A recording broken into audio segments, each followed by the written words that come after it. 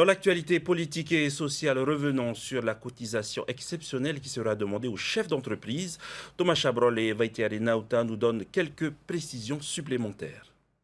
L'emploi est au beau fixe, les cotisations sociales aussi. Un rendement important qui permet au Fonds de la protection sociale universelle d'être à l'équilibre. Mais pour combler en partie le déficit de l'assurance maladie du régime des salariés, le gouvernement propose une cotisation exceptionnelle faisant appel uniquement à la contribution patronale. Une mesure sans impact sur le coût du travail. Cette cotisation exceptionnelle va rapporter 2,5 milliards. Mais c'est uniquement payé par les employeurs, pas par les salariés. En contrepartie de quoi, les employeurs verront une baisse de leur cotisation sur les prestations familiales. Donc c'est un coût nul.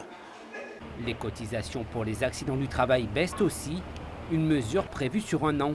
Quid de la réforme tant attendue de la PSG, c'est prévu comme l'annonce le ministre de la Santé qui souhaite relancer ce chantier dès l'année prochaine.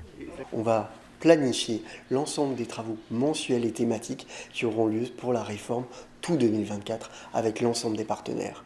On va parler d'assurance maladie, mais on va parler donc de longue maladie. On va parler de financement des établissements. On va parler de contrôle aussi. Mais les cotisations sociales ne suffiront pas à compenser la suppression de la TVA sociale et le manque à gagner attendu de 9 milliards. Dans son budget 2024, le gouvernement a d'ailleurs annoncé de nouvelles mesures censées rapporter 3 milliards de francs, dont 1,5 milliard grâce à une nouvelle taxe, une contribution de solidarité.